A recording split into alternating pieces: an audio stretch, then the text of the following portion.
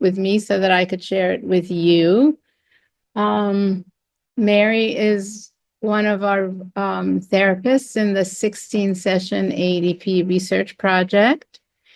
And for those of you, just how we operate is that the therapists who are seeing patients for these 16 session therapies are invited to join, don't have to, but most do, a supervision group where they show their work and the group sort of like discusses it, gives them feedback, they can ask questions, et cetera, et cetera. So we have our meeting on Thursdays, and Mary presented her new patient.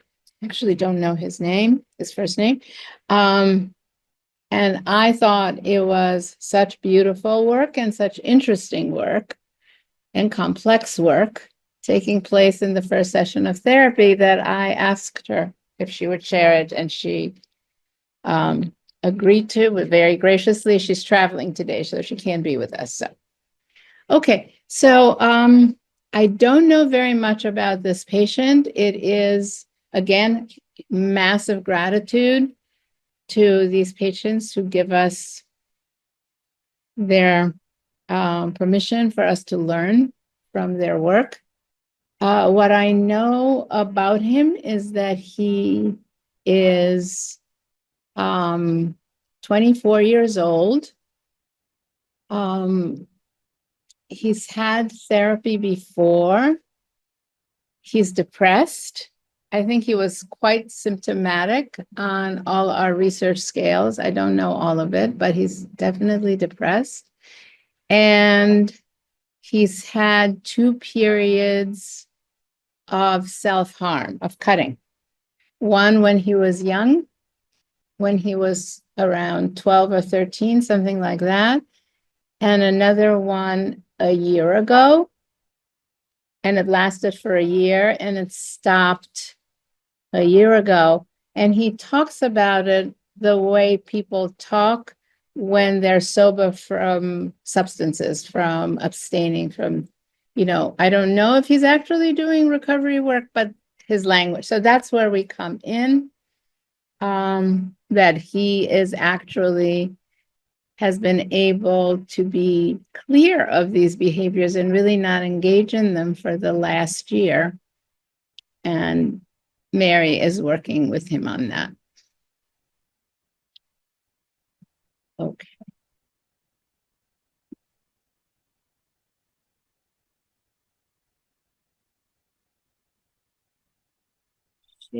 Share sound.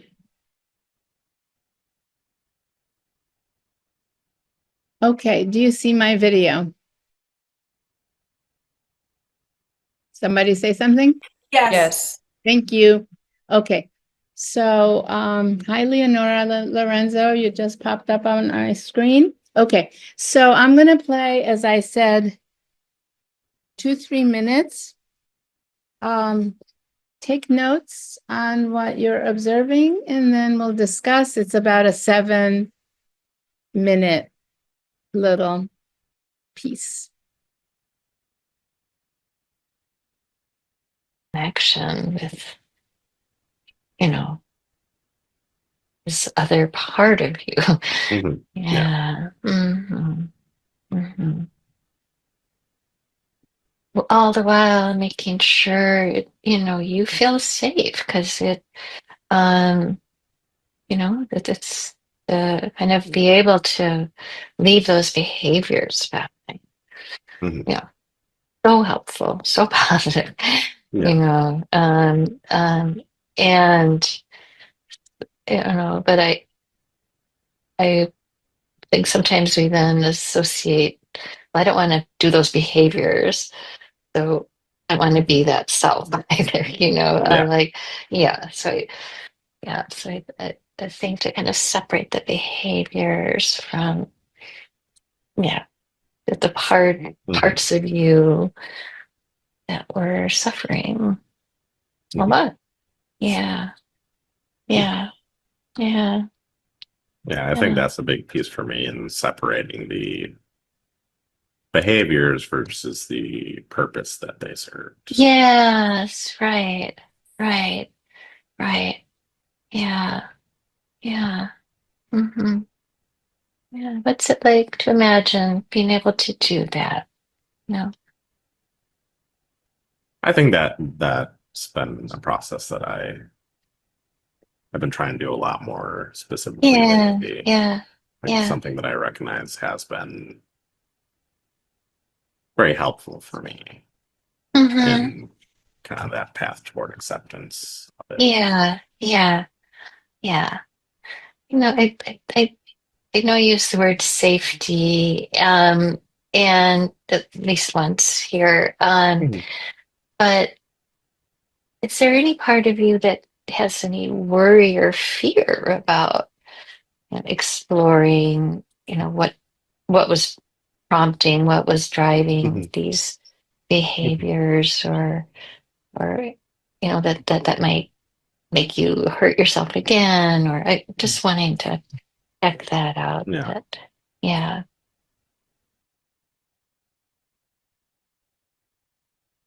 What are you seeing? What is Mary doing?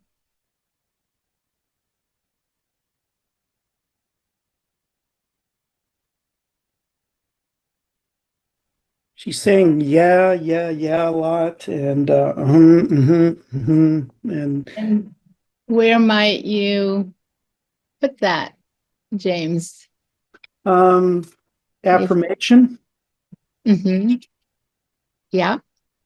So that Undoing aloneness too. She's kind of, you know, just voicing and like she's with him, and um, exactly. um, those are I guess the biggest ones I'm seeing right there. Right. So I think, thank you. So affirmation, she certainly says yes. And also what that kind of undoing aloneness and the dyadic coordination. It's not with words, but she's really just accompanying him throughout. Okay, thank you. Let me go. Yes, Luba?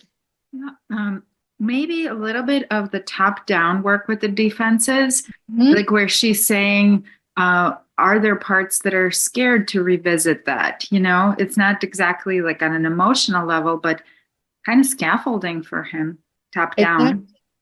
Exactly. Thank you. Right. It's some scaffolding. It's separating the self from the behaviors, et cetera, et cetera. Yes. Thank you for that top-down work with defenses and anxiety. And yeah, Robin. Hi, Robin. I jotted down that same moment as a respectful collaboration, in a sense, a subtle asking permission, not directly asking permission, but um, any part that would rather not do this is, in a sense, a tacit, "Well, how about it? How would you feel about doing this?" Thank you so much. Beautiful. Christina.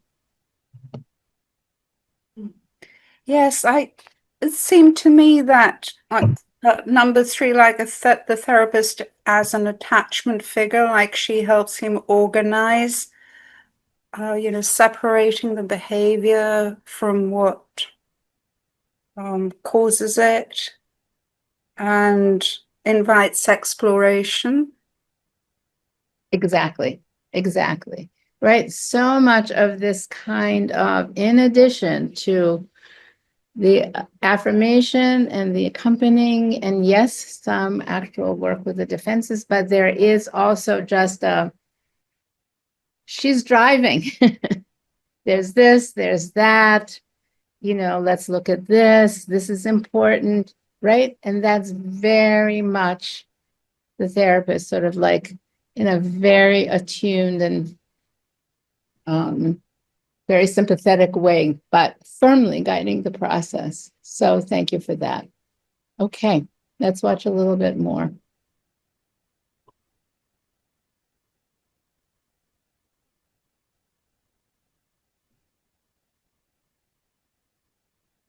I don't feel worried that exploring it will bring it on. I Mhm. don't think I ever really experienced that. I did have some therapy during that time, and I Mhm. think it didn't necessarily feel connected. Talking about it would bring on the behaviors, but so I Yes. wouldn't say that there's a fear with that. I think Okay. perhaps there is fear, not necessarily what I would describe as logical, but a fear Yeah. of finding that, oh, there's this inherent broken or dysfunctional piece that I can't really do much about. I see. And Okay. so perhaps there's some avoidance with that. Okay. Okay. There's a part of you that's broken and Mhm. like irredeemable in some way. Yes. Yeah. Okay. Yeah. Yeah. What's that like? Just to name this fear.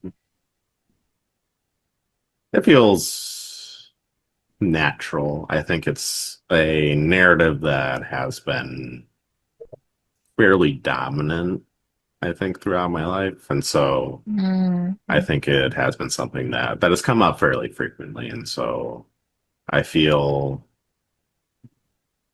tolerant of it, perhaps might be the best term for it. But I think, Yeah. again, there's still apprehension with something I Yeah. need to tread cautiously with. Okay. Perhaps I Yeah. don't know the full extent of it. Yeah. Yeah. Yeah. Okay. And the fear is about what it means about you. Um, Yes. yeah. Okay. Okay. Yeah. Yeah. Right. Right. Yeah. And I think, our working in this way, we'll kind of just go at whatever pace feels like the right amount, where Yeah. it's challenging enough that we're getting at something, but also not too much, that Mhm. um, it doesn't feel helpful.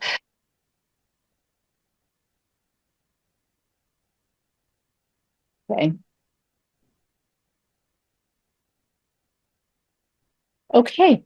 This is not the piece that I had in mind, but okay, let's go with this. What are you seeing here?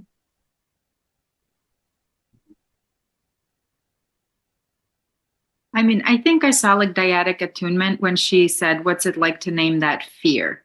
She was staying with him in that. Right. Right. And she's also working with his anxiety, right? Oh, The yeah. anxiety, the fear. Yeah. Malika.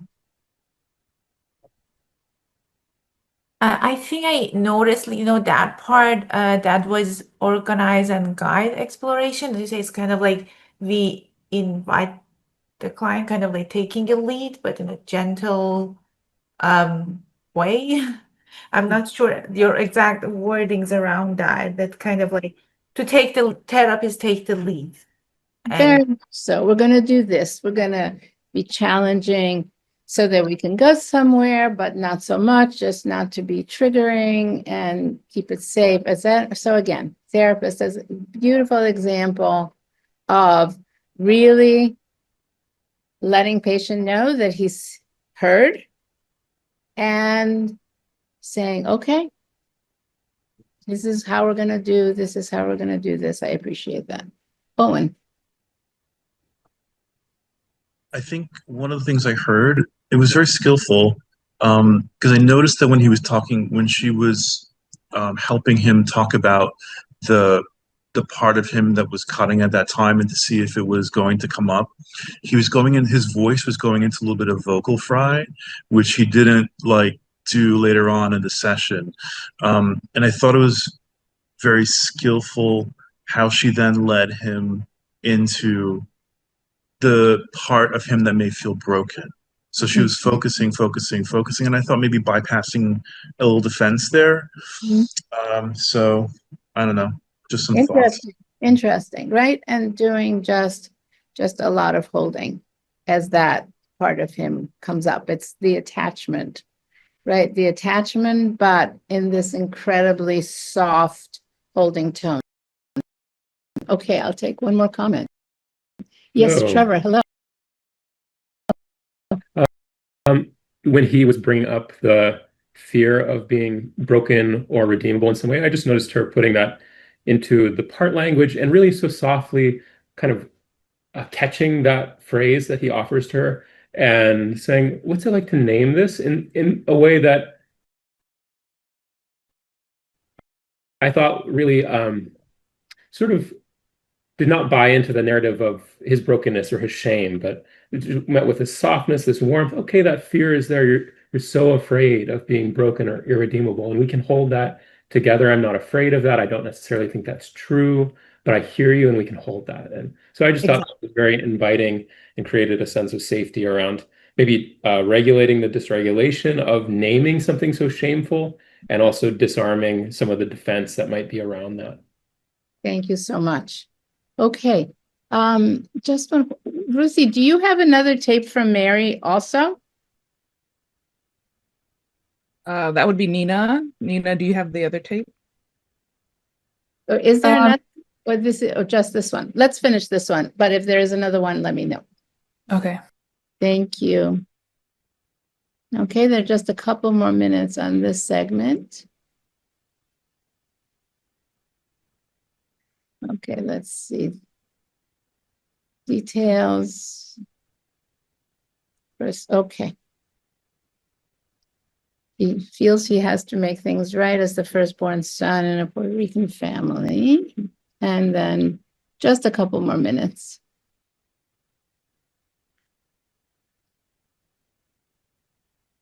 How is it to meet for this first time and kind of explore these things together today? It feels good. I think I've certainly talked about a lot of these pieces before with other therapists, but I don't think I've ever quite gone as, I don't necessarily know the term in depth is because we haven't gone very in depth, but I think kind of really taking a look at it, really trying to piece things together is something that I think has been a new experience. Okay. And again, the tentativeness is coming up with it, but Of course. Yeah. but I think it feels good so far. It Yeah. feels progressive, perhaps. It's progress. Okay. All right. Yeah. I just want to invite you to notice that that's a good something new. A part of this is new. Sense of at least a little progress. And we'll kind of make a space for that tentativeness too. Yeah. But yeah, but maybe this, what's it like? What does this feel like inside? You know, this good feeling of something new.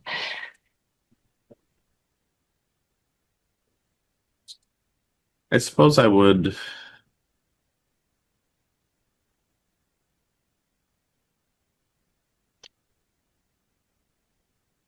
I suppose for me, it does feel more neutral in the sense. I think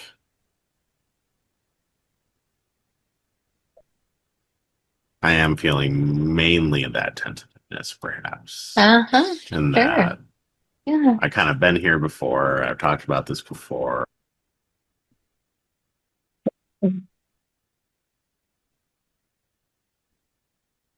Piece I had in mind starts there, but let's do this piece, right? It's saying what's it like, and then they work with that. And how do you see what Mary's doing? I mean, she's definitely privileging the emergence of the positive. He kind of gets scared. But I want to get other people talking. No. Love to hear from some people who haven't spoken, who is most of you. So that shouldn't be hard. Thank you. Cynthia.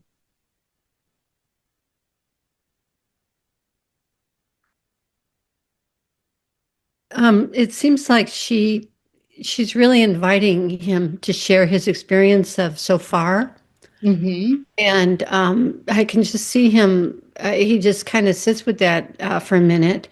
And then he says something about how it's neutral and he's been in this territory before. And so she's making space for that, that experience of, I think what you're saying is this is where the tape was going to start, but he's kind of sharing, this isn't quite anything new for me yet. And I think she's just making space for that to be there. Yes, and she's getting ready to work with it. The part that I think it's a beautiful example. Well, let me see what Eden has to say. Eden, please.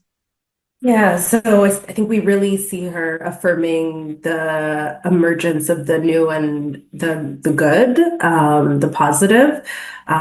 We see her inviting an experiential focus on the experience of good, inviting him to notice how good is experienced in his body. And, we see him then say, well, actually, it's more neutral, and, we'll see where it goes, but yeah, I see those two pieces.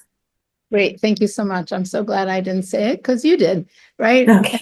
Such a nice example in the middle of a very complex communication of her really just like Eden said, taking this moment of the new. Yeah, this may be old hat and you may have done this a million times, but there's something here and something feels good. And she's sort of like picking it out and affirming it, the leading edge of that. And I think, yeah, I'll take one more from William. I just had a question. When he said it feels neutral, would you inquire about that? What does neutral feel like, or what is neutral? You might. There's absolutely. Nina, hold on one second. Nina, is there another piece of tape from Mary? Oh, that's it. Oh. No? No. Okay. All right. I just, it's from this point that she does this absolutely brilliant piece of affirming his experience and, making room for the neutral, or of course he has to be cautious. And she just keeps leaning into the positive experience. And it was really that I had wanted you to see, but instead we saw her, do this sort of very complex, beautiful dance of building safety. And in terms of your question, William, yeah, you can definitely ask him, what does neutral feel like? But we also just want to lean into, and that's what she does for like 10 seconds. And then we don't see the rest. That's what Mary does, by just leaning into the new experience. The new experience, which is good. And then he goes back to his cautious self. And she does this beautiful dance of holding both while leaning into the former. Yes, Rebecca. Hi, Diana. Hi, Rebecca. I was wondering if you just give us a little bit of your memory of that. I mean, I feel like I have a taste of it now, so I'd love to know how you might do that, keeping on going with that. I think, what Mary did so skillfully, continued to do so skillfully with him, is really make a lot of room for really validating. Oops, I lost you. Let me do that other view. Multi-speaker view. There you are, Rebecca. She does this beautiful dance of validating whatever he's saying, right? So that's sort of like part of the validating, the undoing, the aloneness, whatever he says, she accepts it with tremendous kindness and empathy.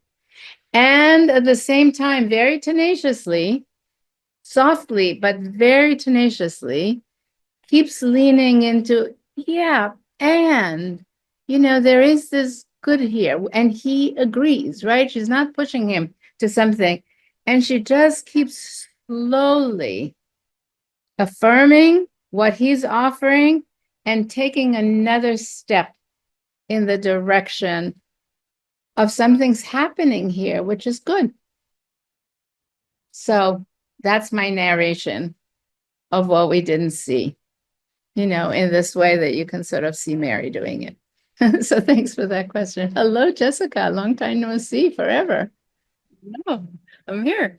In a way, I just wanted to riff off of actually what you just said. And the thought that came to my mind was like not taking neutral for an answer, without disrespecting it. So it's that combination of really respecting, I've been here before. And he's on that tiny edge of maybe there is something good here or something different that we've done. I haven't done it quite that way before. So that's something in AEDP that I love, like not taking fine, good, neutral for the only answer and gathering up enough energy to move it forward. So I'm exactly. And doing this lovely little balance while leaning in one direction. Yeah, thank you. All righty, thank you. And Keith, and then we'll do another piece of tape. Yeah, just to kind of piggyback on what has been said, because it seems like this was like really artful defense work, defense against the positive, and I like this idea of yes and, like you say yes to the defense, yes, it's there, we acknowledge it, and can we move beyond it? So it's like you're not even really pushing against the defense, you're just acknowledging it and trying to move by it. Yes, very much so. Exactly. Right. It's like now affirming the defense, affirming, sort of just everything that's contained in the neutral. And what he talks about is, in a way, not quite letting himself hope. That's what starts to come up. Like, he doesn't say it, but the implication is, I don't want to get too excited because I don't want to get disappointed. So I'm just going to keep it cool. And she is just affirming and validating and affirming and validating and leaning into it. And he follows her. It's just done so gently. And I may get after Mary to give me that other 7 minutes, and I'll show it to you at the beginning on Sunday. Okay. So I am going to show you now another piece of tape. Let's stick with early days. And oh my God, time goes so quickly. Okay. No, I'm going to show you what I said, and then Danny, and then we'll see what there's time for. Okay.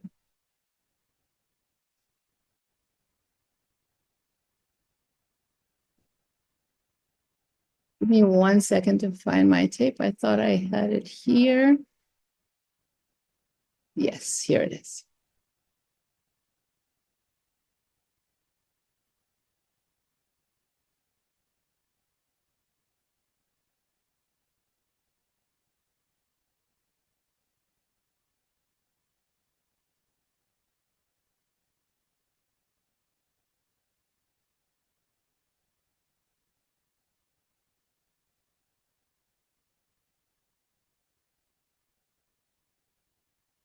Okay. So can I just see a raise of hands, either electronic or actual? How many of you were at the April conference, at the hybrid conference in New York? Some, but not a huge number. Okay, but some. So, all right.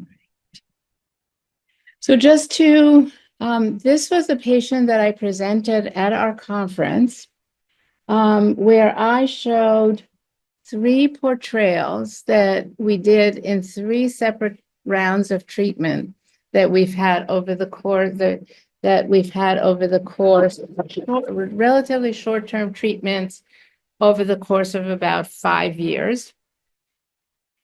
And what characterized, hold on, I am seeing a transcription of what I am saying, which is incredibly distracting. Is there a way I can turn this off? Yes, if you Go click ahead. it's on the I'm bottom of sorry, your screen. just click on it. Yeah. It should say hide captions. Unless it's your computer that's doing it. Okay, it's not. I'm not going to take the time. I'm just going to try to avoid it. I'm going to hold my hand like this. It's really distracting. And it only just appeared. Is it on your Zoom or your computer? Do you know? Let's see. It's on my Zoom. Okay, so is there a setting that I can? At the bottom of your screen, it should say hide captions. Got it. Okay. Let's see.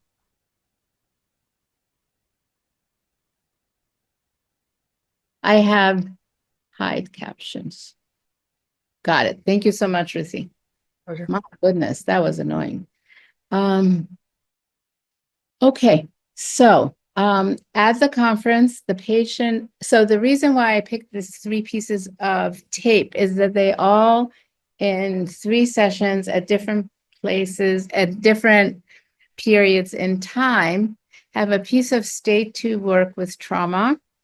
And then they result in liberation affects, and liberation affects was really my presentation at the conference, and also the patient was present to comment and work with us and give her experience of what it was like for her to have this very transformative therapy.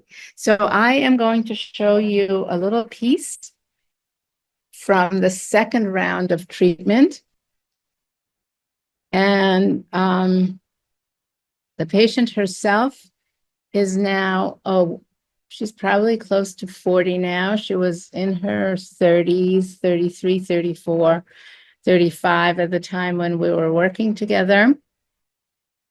And she is dealing in this piece with a period in time when she was 17 years old, when she was sexually molested, when she was very alone, she had no support, and she did a lot of acting out, which she felt very regretful about at that time. So we're going back to that difficult moment when she first entered college. Okay, let me share. Screen share sound.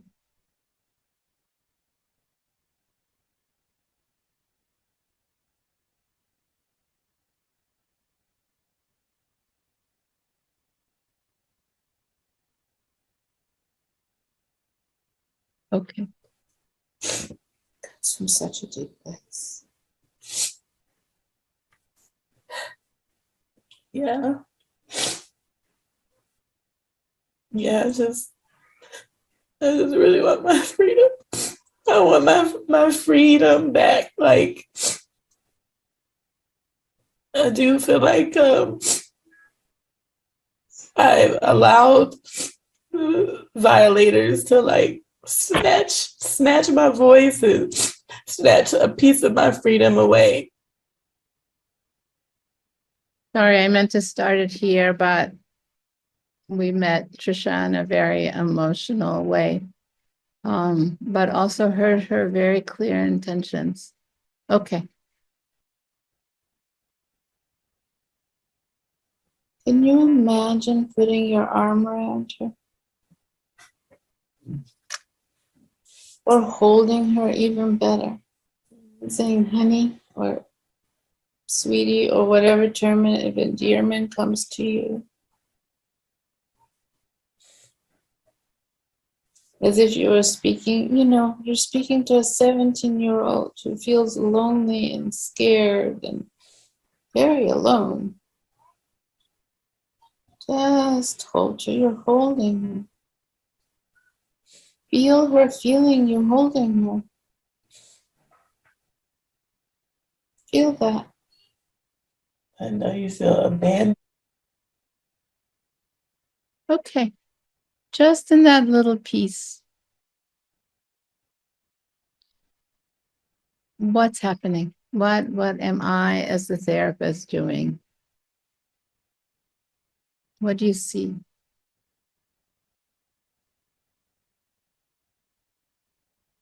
Diva? Hello? Okay, hello again. Hello again. Is it processing via intra-relational work? Yes. Somewhere around there? Around there, and I would say one step before that, in the setting it up. Ah, that's just setting it up. It's both, right? It's sort of going, she's already holding her, etc. But I'm also, why don't you hold her, feel her in, so it's both. Mm-hmm. We've launched it, right? The intra-relational portrayal, but I'm also launching it, participating and sort of setting it up a little bit more. Okay, got it. Yeah, thank you. Right, so it's 8A and then I think C. Yeah. What else? Anything else?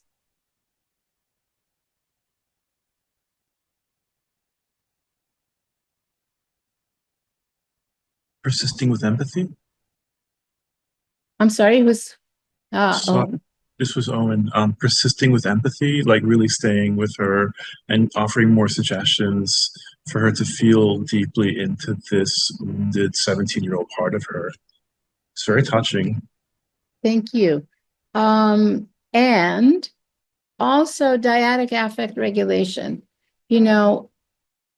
I am urging her, I'm urging her adult self to be a support for the suffering, for the traumatized adolescent, right? So that if we're going to do this part and we're going to do an interrelational portrayal, it's not like speak to her from a distance or something like that, but just this helping regulate in the portrayal through having an older, wiser other. And then it starts to roll. Okay. Okay, Stephanie, what do you see? Also saw elements of respectful collaboration when you guided her to put a hand and then you saw that she went for a hug and you kind of followed her lead and also very subtly commented on the language that she's using and letting her choose like what term of endearment. I just thought that those were nice ways of honoring her own kind of autonomy there. Okay, yes, autonomy and individuality, right? That's sort of like, so that it is she, like you said, autonomy, it is she who's speaking, right? Okay, we continue. Diana, Melinda Davis had her hand up. Sorry. Yes, Melinda. Sorry, I didn't see your hand. Where are you? I'm right here. My hand kind of blends into the background, and so Okay. I don't know if I have anything else to add to that. The only thing that really stood out was, in addition to what's already been said, is the piece around the focus on the experiential here and now, right? Just like the being with that and like letting her sit in the experience of the newness of support in that dyadic interrelationship. So yeah. Thank you. Yeah, thanks. Thank you. Nice observation. Okay.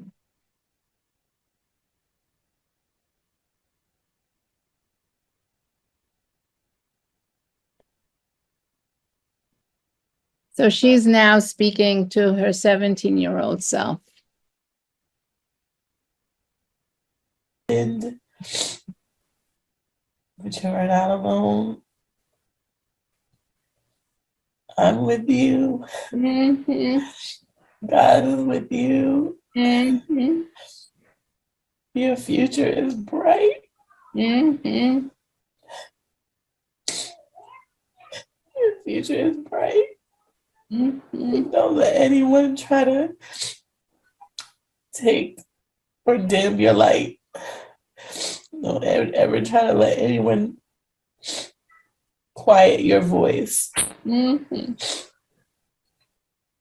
Trisha, how's she feeling those arms? You're holding her so tight and so tenderly. How's she feeling those arms around her? Loved. Love. Mm-hmm. Yeah. Seen again, just seen. Seen. Mm-hmm. Mm. Freed up. Wow. Freed up to just let things go and just feel. How?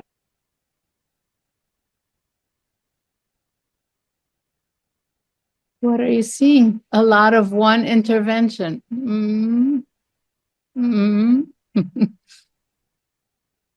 How do you understand that? What's that doing?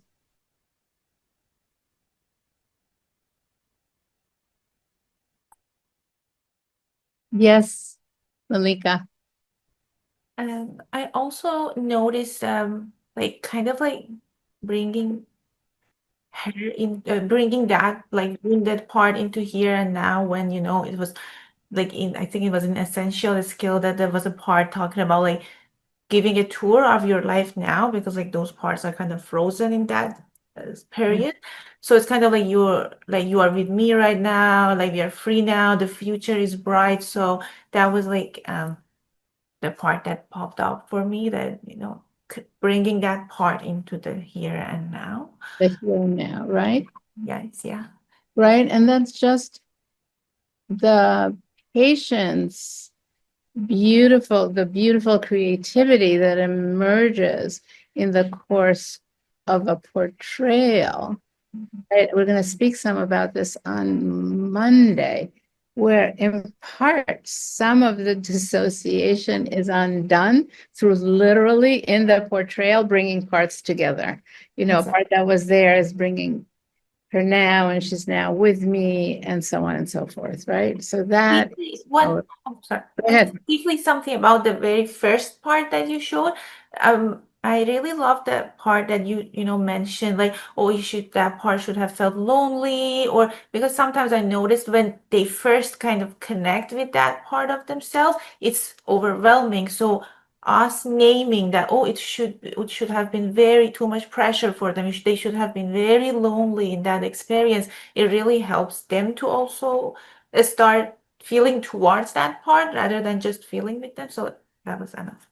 Right. It's empathizing with a part on behalf of the part to encourage the patient's empathy to kick in, you know, and it most certainly does. Margaret.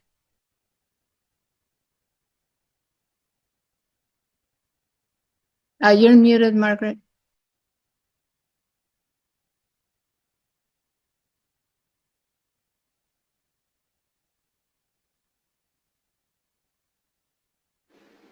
Sorry, I was pushing the wrong button. I think certainly a lot of the, you know, the nonverbal, you know, all of that really being with them and really affirming all of that. And as she was sort of fully in it and in the emotional experience and the body experience of adding to it when what does that feel like inside? You know, what does it feel like in your body? You know, really highlighting that. That I thought that was very helpful. Right. Thank you. Right. So that, right. It's whether it's both undoing aloneness or helping her regulate. I think which one of those they're so closely allied and aligned in this moment. You know, I'm with you, I'm with you, I'm with you, right? And the I'm with you. And I am with you, and this is painful and difficult. So I'm providing support so you can keep doing what you're doing, right? It has both. They're related, but they're not the same. And in a way, that's what I meant by a simple intervention. Yeah. Is doing a lot of work. And I think that dyadic, that parent-child, that where the parent is taking the lead, it's a subtle guiding. It's like, yes, I'm with you, and that I'm with you, and there's a new experience here that you're having, and I'm with you with that. With you with it. Yeah. With you with it. Thank you. I see 4 hands. We'll take these 4, and then we'll do a little, 5, 4. Okay, thank you, Christina. We'll get you on the next round. Katie. Yeah, I'll be quick because you just covered it. I just wanted to reemphasize the power of that.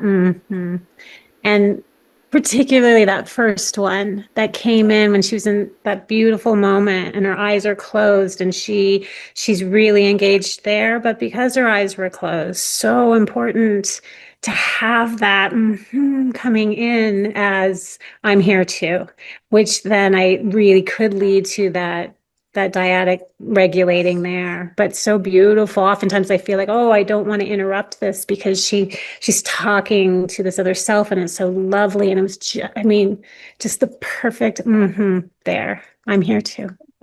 Pointing that out, because we're not in person. So she can't feel me, she imagines me and we have a very close connection and a good therapeutic relationship, but she can't even energetically feel me as if we were in the same room.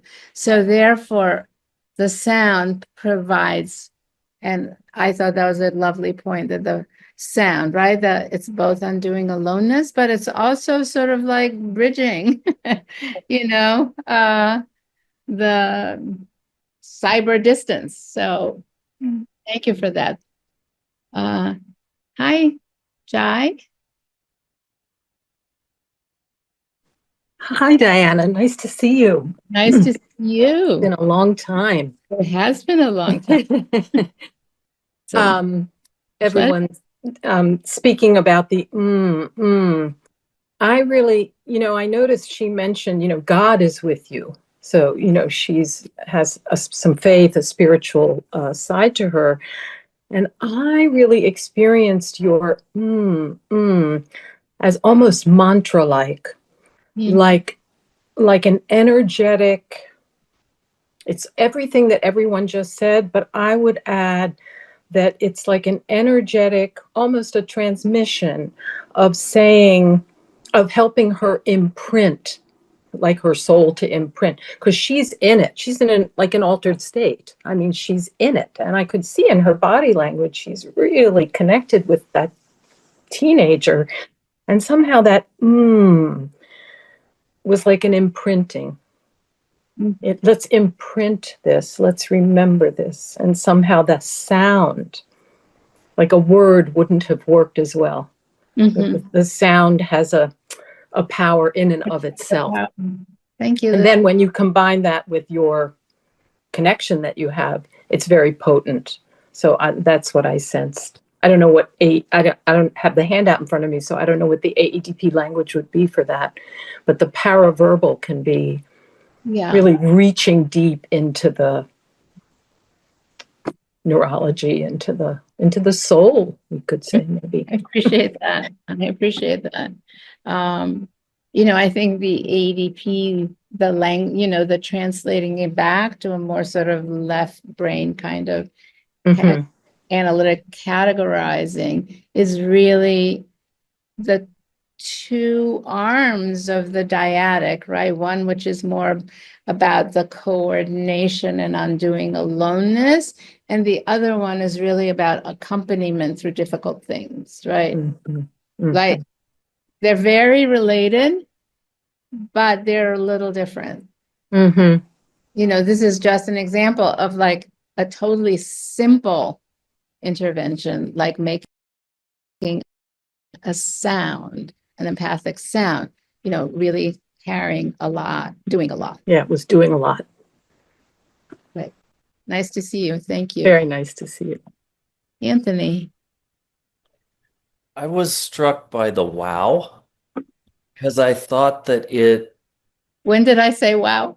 And I don't remember what she said that followed, but you go, wow, there was it like was marking something significant to me. And I don't know if there was an element of her on the verge of something new or potential transformance or something, but there was something about that I felt did something more than just accompany. There was the word wow and the way in which it felt like it was helping her see, well, that's big, wow, that's something new. Listen, if that's it, I sort of missed it. You said, she said freedom, the freedom. Freedom, right. So that wow is an example of the affirmation of the emergent new. And that's exactly what you're saying, right? And again, just a wow. It's not, wow, isn't it amazing? This thing is coming out, blah, blah, blah. In another moment, I might elaborate with language, but in the moment, you're absolutely right. The wow, this is big. Freedom, right? Right, and it changes from so thank you so much for that. Thank you so much for that. Okay, hello, Ava. Hi, Diana and everyone. The thing I wanted to ask a question. Like you have this moment where, to me, there's a lot of healing, this connecting with the younger part and seeing it clearly. And as clinicians, we're like now trying to code, what exactly are the interventions happening? Because it's beautiful, right? We want to reproduce if we can or something, right? And then, but so say as a clinician, we watched our own film and we got codes from it, right? We actually said, I intervened in this way and in this way and in this way or something. What do we do after that?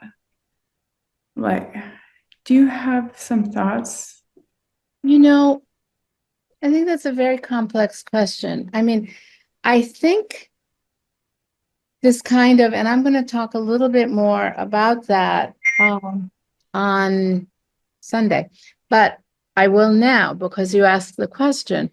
I think the purpose of sort of so let me back up. So much of our teaching, particularly in skills courses, but in general and in supervision, so much of clinical teaching is more experiential, is more bottom up, is more how to drop down, how to, do these different interventions to achieve this particular thing. Attachment or working with defenses or processing emotions or, whatever we're working on. But usually it's a very experiential practice. This, as an advanced course that assumes that people have had a lot of that kind of experiential work, is saying, okay, what are the processes that we try to engage in AEDP and how do we do it? There are countless ways of doing, when you see, it's different phases of the work, but Mary and I are very, very different therapists, even if we're both working with state 2 or if I were working with a state 1, right? But I think by condensing, hold on, I lost a few of you. Okay. Yeah, Ava, I don't see you. Oh, I think my camera or my... There we go. You got me? Right. Okay. So I'm not sure that once you code it,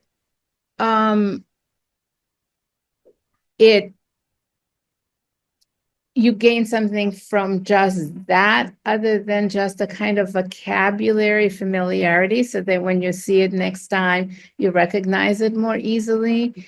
But I think where it does make a difference, I think it's in supervision or in peer just discussing what you see, and you may rate two things and somebody else may rate something very different. And then you see different aspects of it. And it's extraordinarily useful in research. Extraordinarily useful in research, because I think it's going to allow us to really empirically test our theoretical claims and our clinical sense of what works in AEDP, which clearly it does because we're right? The therapy is effective. But I think at this granularity, I don't know, I have a sense. Sorry, somebody's phone is not turned off. Thanks. A non-English speaker. I didn't understand the language. Yeah, so if I'm hearing what you're saying, it's sort of, so we watch a video, we can learn about ourselves. It's very granular. It's very useful for research because you can derive it into very large picture. And the very large picture guides, or confirms or disconfirms the theory, which kind of gives us some framework for more intervention. And it looks like this, like it gets like top down, bottom up, kind of like we don't want to leave either of them behind. And okay. Exactly. And I also think the research, Bless you. Thank you, will tell us some things that we don't know. For instance, we have this very exciting finding that Shigeru was working on a paper on with a flourishing scale, which I haven't taught in this course, but we have a flourishing scale where we measure flourishing session by session. And what we've discovered is the composite score from the first 5 sessions of therapy, so let's say from the first third of therapy, predicts outcome better than pre-therapy flourishing scores. In other words, meta-therapeutic processing and everything that leads to flourishing, to people being in having state 3 and state 4 experiences in the first 5 sessions of a 16-session therapy, predicts outcome and predicts decrease in depression, decrease in negative cognition, increase in interpersonal adequacy, whatever. All these cool things much better than how in other words, you could say, oh, they were at a higher level to begin with. No, their initial pre-therapy flourishing score does not predict outcome. But what happens in the first third of AEDP therapy does. That's cool. That says, save that to me, that says, okay, take the history that you need because you want history, because you don't want to operate in a total vacuum, but spend your time in those early precious sessions, doing deep work and then metaprocessing, and doing deep work and metaprocessing, if at all possible. Save the blah, blah, blah for later or never. Because if you do, you get the state 3, state 4 stuff in the picture early on, which is what correlates with flourishing. That's what the flourishing scale is about. And lo and behold, that predicts outcome. That's cool. I can see how that translates to the Right? research, the practice. And we've always said the first session is really important in AEDP. Well, now we actually have some. Thank you. Thank you for the question, Ava. It's important. Like, why are we doing this? We could be watching more tape. Danny, please. Hi, I just want to also add, agreeing, of course, the importance of what you just shared, Diana, in terms of in responding to Ava's question. But what came to me was about, okay, we code this as a clinician, or self-supervision, then what? Okay? It actually deepens the learner's experience. The reason being, when we try to moment track, what is it that I'm doing corresponding to what code it is? First of all, we are doing to moment track. Okay? So we're deliberately practicing. It's a deliberate practice. That's true. Secondly, when we try to match it with the whatever change process it was, oh, that's it is. Or maybe we share it with our colleagues. Oh, that's what it is. Yes, you're right. That's what it is. Ah, now I get what it is to go beyond mirroring. So it deepens, it entrains each particular skill that we use. And that's my experience with when I was teaching, try to teach this to my Korean colleagues. She did great work. You can tell. But the issue is not what she did great, but is she needs to know why and what great work she is doing. It's a little bit of our own meta processing, the experience and the reflection, and the experience and the reflection in the course of it. So from a learner's perspective, they really do this. They really track what it is to do moment-to-moment tracking. So nice to have you here, Danny. Speaking of which, that's my style of watching K-dramas. You code AEDP categories. Yes, actually, I can tell you exactly what this guy was doing in AEDP terms. So that's my piece. We should have probably a K-drama as narrated by Danny with our 9+1 code. I'll sign up for that. I recommend watch My Liberation Notes. Liberation. Okay.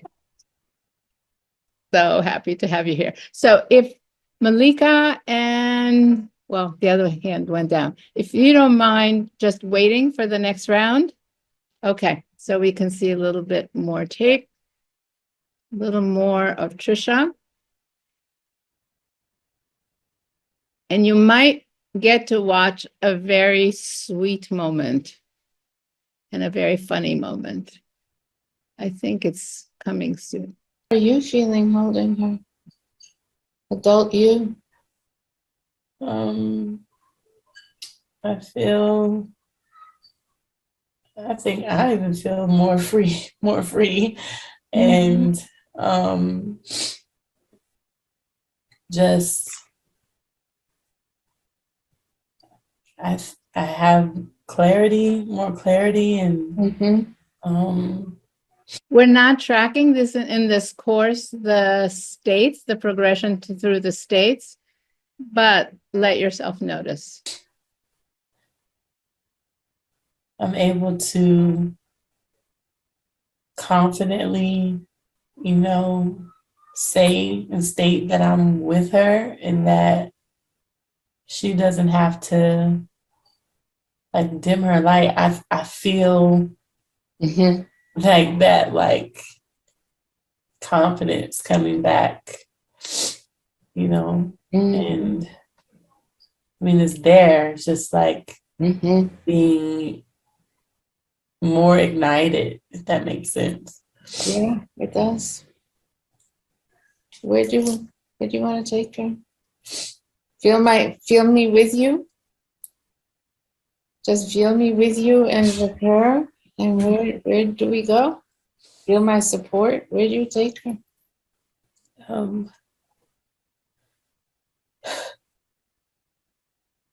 I want to just take her with me. Yes.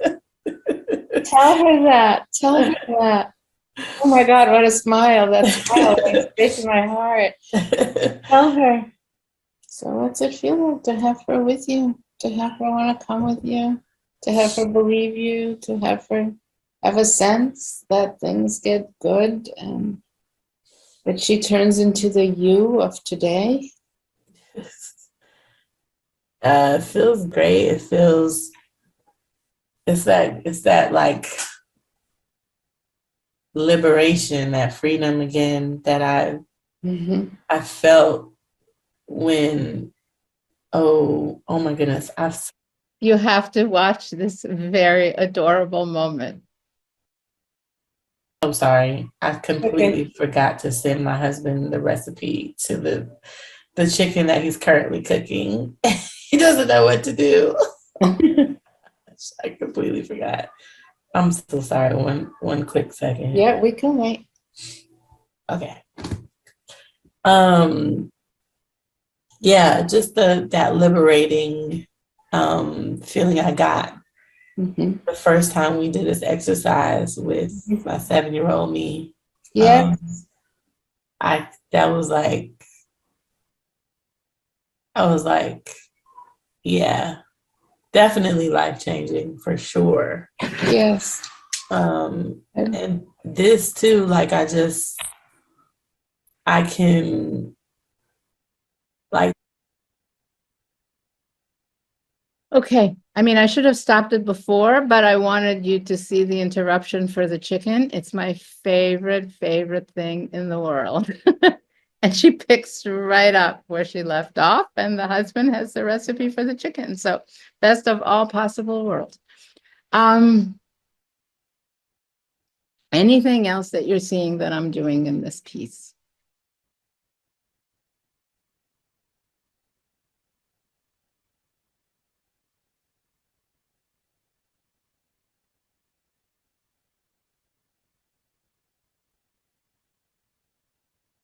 Hi, Katie. Long time no see. Yeah, it's been a while. Thank you. It's nice to see you again. Nice to see you again. Yeah, so I just want to share my observation, and I also have a question. Please. What I am observing here, I'll kind of go backwards to the question that was previously answered. My question is, I'm looking at number 9, the meta-therapeutic processing and expanding core state.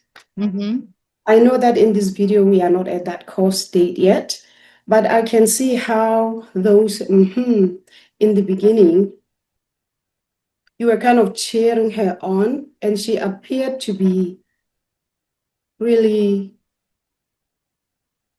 being with herself, with the 17-year-old. And as she's going on and on and on, speaking, liberating herself to acknowledge how the 17-year-old feels, I see that you brought her right back to how are you feeling? How is she responding to you holding her so tightly and so dearly? And I think that was a second layer of that individualization or giving or expanding the self. So I'm just curious to know, when you were asking how the 17-year-old is responding to all that she was saying, was that a meta-therapeutic processing? And also, could we say there is the expanding of the self, maybe not core self, but the expanding of the self? Because I see that she was being with the 17-year-old, and you were being with her as she was doing that.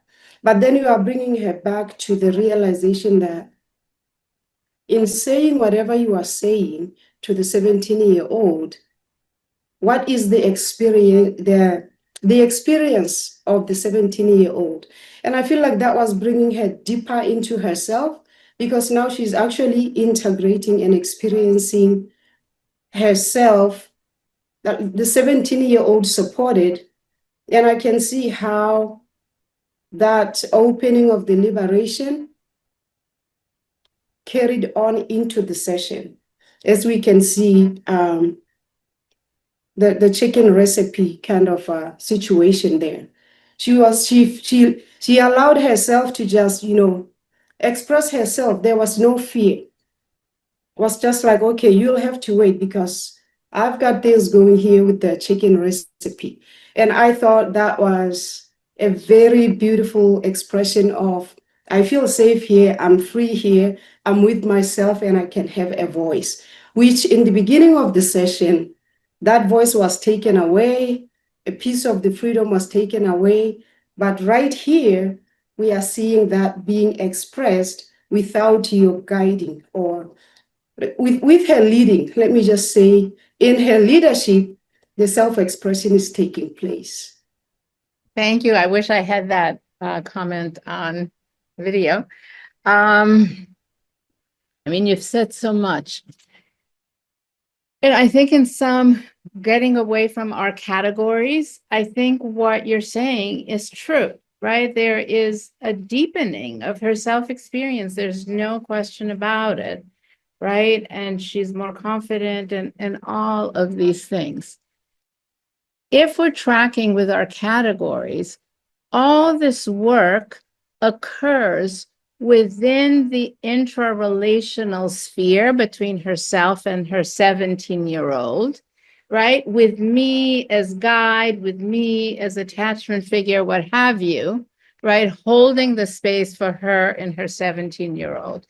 And that,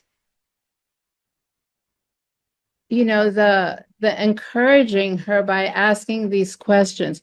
What does the 17-year-old feel? What do you feel holding her? You know, going back and forth. I think that's just part and parcel of completing the intra-relational portrayal, right? It's doing attachment work in the self. How do you feel? How does the baby feel? How does the baby feel in your arm? How do you feel holding the baby in your arm? That's just part and parcel of finishing or of deepening that portrayal, right? So it's sort of state two to its conclusion, right? We start to have some transformational affects, clarity, freedom, etc.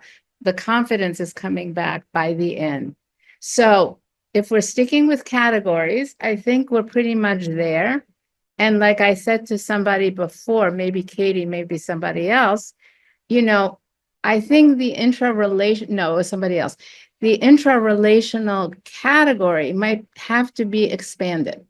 You know, that within it, there are all these things that are happening: self-work, defense work, transformational affects, right? But it's almost like a decision tree. Something opens up. But from an emotional and experiential and existential point of view, you are absolutely right that through this work, her self-integration and her experience of self is deepening and expanding. Absolutely. Right? That's one of those places where there's the strict categorizing takes you a somewhat different place, you know, where we do want to distinguish between state 2 work and state 3 work. That will help us down the road. But from a human point of view, Katie, I lost your image. Please just click on your hand again.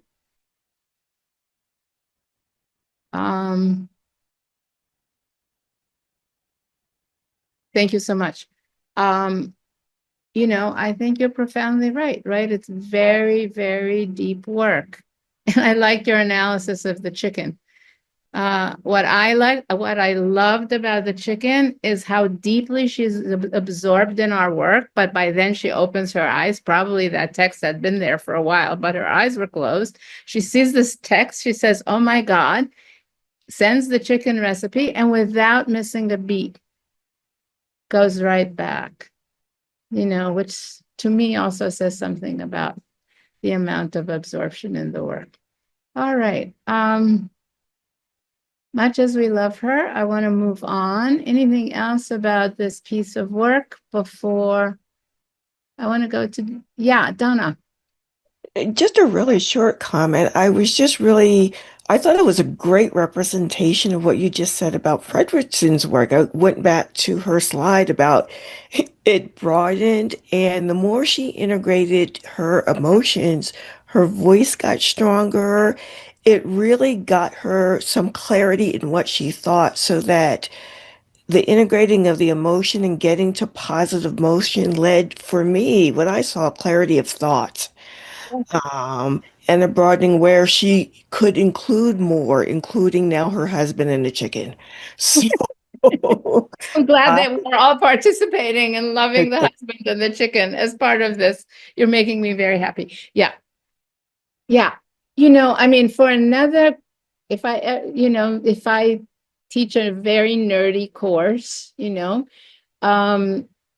there's so many, I think state 2 and state 4 have sort of similar stages at different levels of depth, right? So there's a development within state 2 that you and Katie just described, even though she's, and then similar things happen down the road at a deeper level of integration in state 4.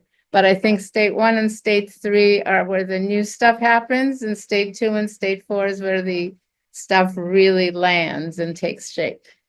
So for preview of maybe not coming attractions for like the nerdy amongst the group.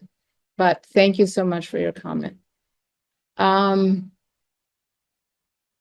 Kelly, and then Danny, you get ready. I'm going to pass the baton to you for you to show us your piece of work, please, after we hear from Kelly.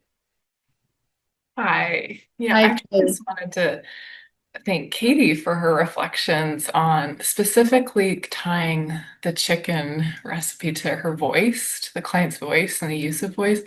I had missed that. I mean, I was like delighted that that happened in session, but I had missed the connection to how empowering and freeing that would be in this. And so it felt like this AEDP moment in our group of me being like, oh yeah, that's like highlighting this beautiful thing that she just did and speaking to that. And then I just felt all this like warmth and delight and excitement. And just, so I want to say thank you, Katie. Yeah, that's really beautiful.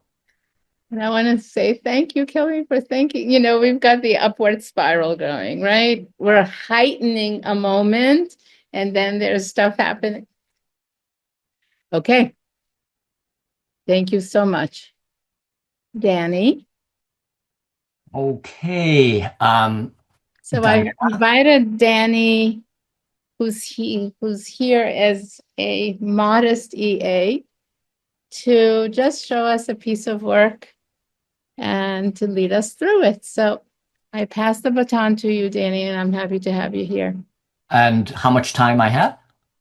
As long as it takes. Oh, okay. Well, all right. And if that's dangerous. I'll go natural. Okay. We'll just see where it leads. And first of all, I am so honored to be, graced by Diana to have this opportunity to share with you my work, and through the lens of 9+1. Now, what I'm about to show you is a tape that I actually presented in the April conference. There will be 3 clips altogether. The first clip is about 2 or 3.5 minutes. And the second, the first one will be about 2.5 minutes. The second and the third one adding together will be about 4.5 minutes, and we'll see how it goes. Now, again, even though I presented the tape in the April conference, my focus and my approach to it was not 9+1, but nevertheless, it was very much classic AEDP with all of its states. At the same time, I was adding on something. So if you are watching the tape, there will be a transcript on top and my comments at the bottom. The comments at the bottom are distracting to you. So try to simply focus, if you want, to any words will be the transcript or the interactions in the video. And the comments at the bottom are completely not quite relevant to the 9+1 here. So the client is actually a therapist. She came to me, and the sessions that I will be showing you are actually coming from a year into the treatment. And there were other issues that she came to see me for treatment, but one of the very important one was a in utero trauma when she was in her mother's womb. Her mother's womb, her mother was attempting suicide, and walking very close to the railroad track, but eventually decided not to do it. And that, for her, she actually sensed the fear and the terror, according to herself, that what it was like for her to be in such deep terror while she was in mother's womb. So, in my work with her in this particular clip that you will see is my processing with her particular scene about that. And what prompted this particular session, she was moved into a new house. And I invited her to be in the center of the house. She's also very symbolically and minded. And as such, she could actually have the symbolic association between being in the center of her new home to be in the center of mom's womb again. So this is what I am going to do. Let me share with you sound and video sharing. Could you see? Yes. Thank you. Let me just make sure the sound should be all right.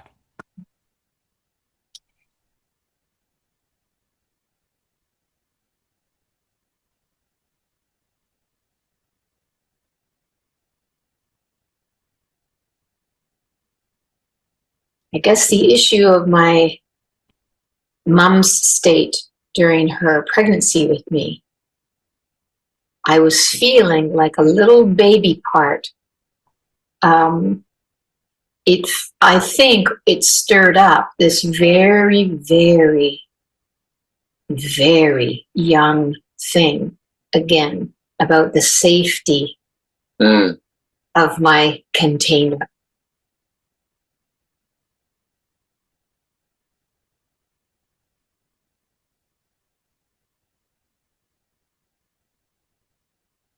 Allowing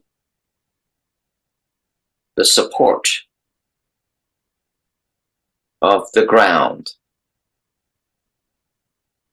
in turn supported by the earth, Mother Earth, and its maternal energies rising. And when you suggested that I could bring others from my past who have loved me unconditionally, I thought about my very good friend. He would say to me, you know, he would say that a voice comes to him and just says, then just love her. Yeah.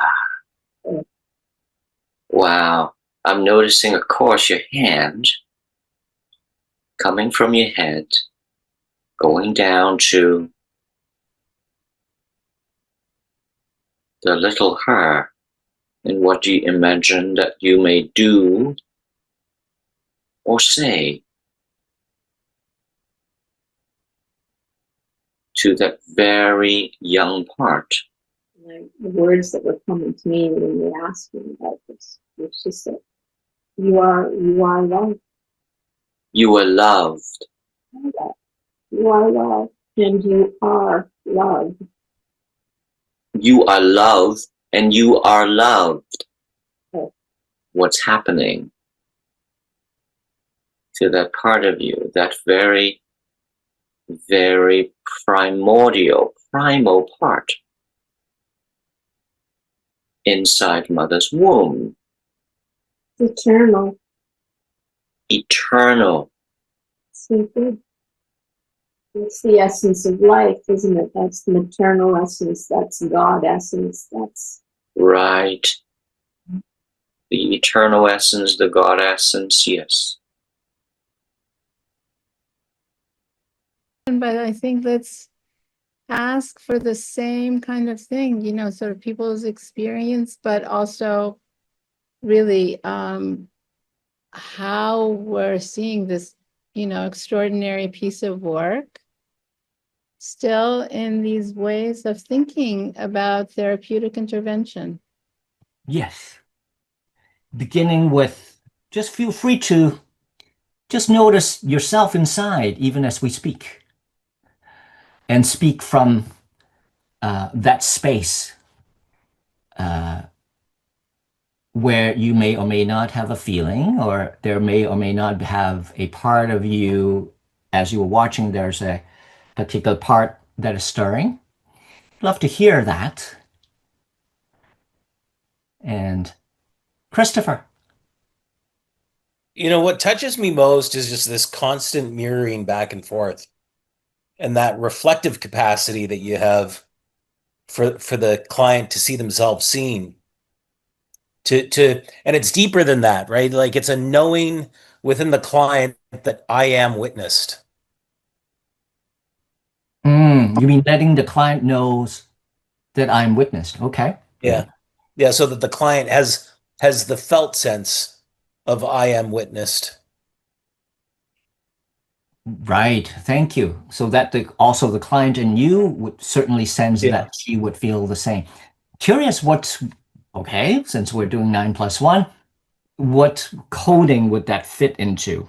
This is actually how I share my work with my other colleagues in Asia. So let's look into the mirroring.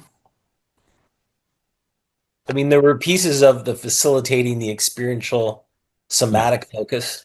Yes, of course. That would be 5. 5. Yes, right. The 5. 5A, 5. Yeah. 5C, 5B. Right.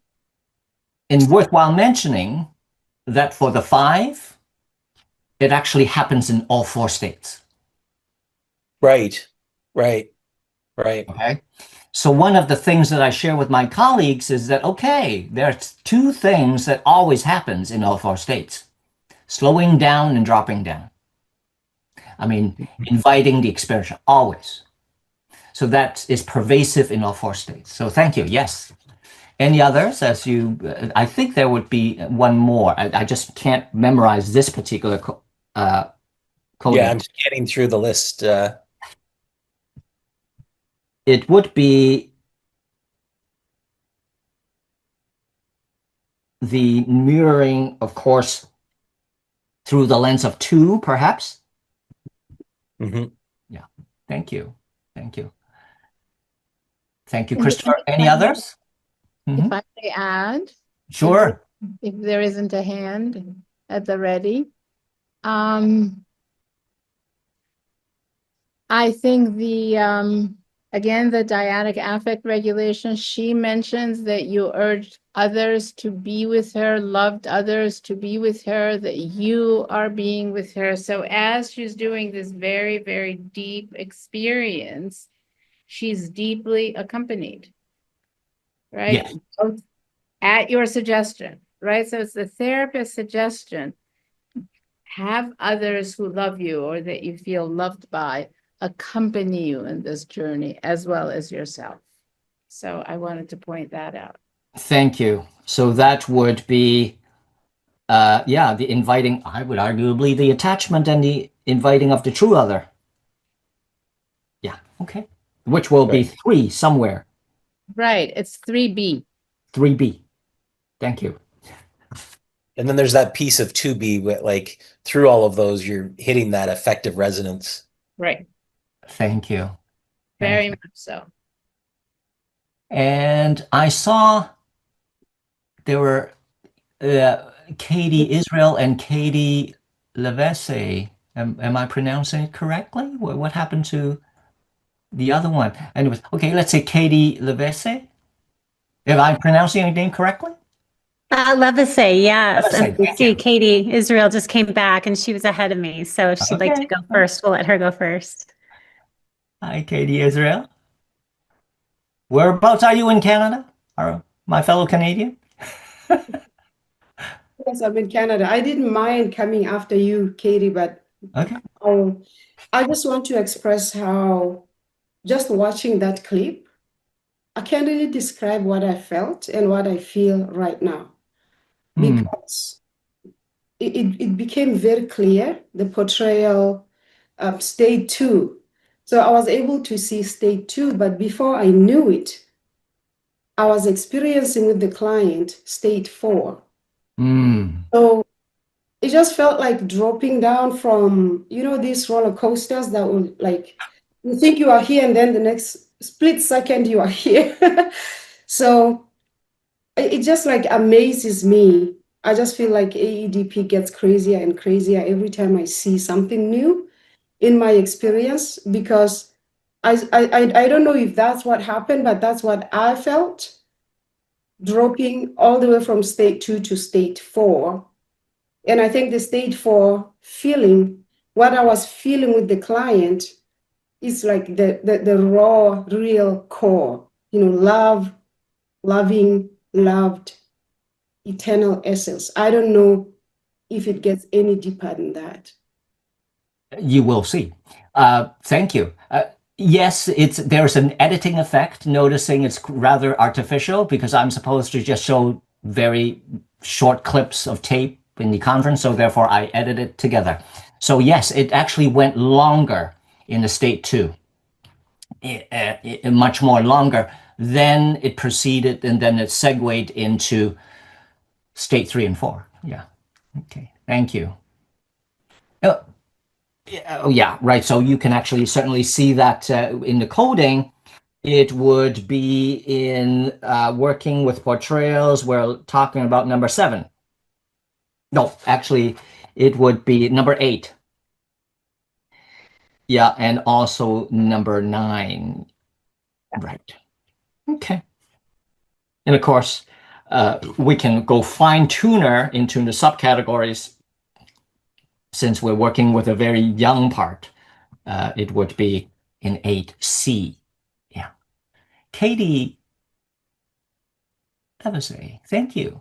Thank you. I should have known better than to follow Katie Israel again with her very deep reflection there. I so appreciated it. And mine seems very simple in contrast, but I was noticing, and in looking at the scale, we don't specifically mention the moment-to-moment tracking, and I think this piggybacks a little bit to what Christopher was talking about and the mirroring.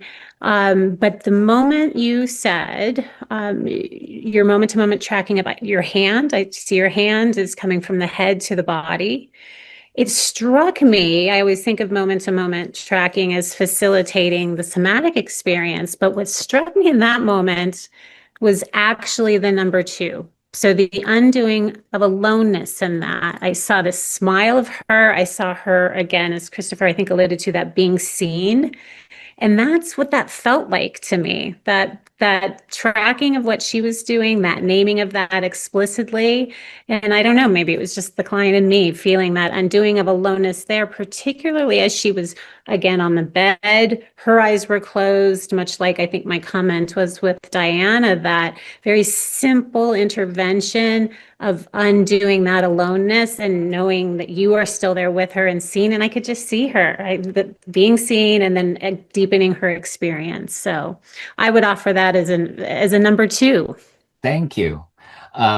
Actually, I wasn't paying attention to imagine what it may be like from her experience. So this feeling, imagining the client feeling seen moment and feeling felt moment to moment, it's actually very meaningful to me. And I thank you.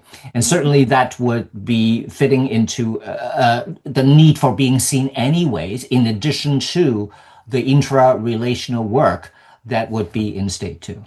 Yeah, and maintaining that safety, that sense of And safety. maintaining, yes. Dropping into that real somatic experience, which is beautiful. Again, Thank you. Thank you.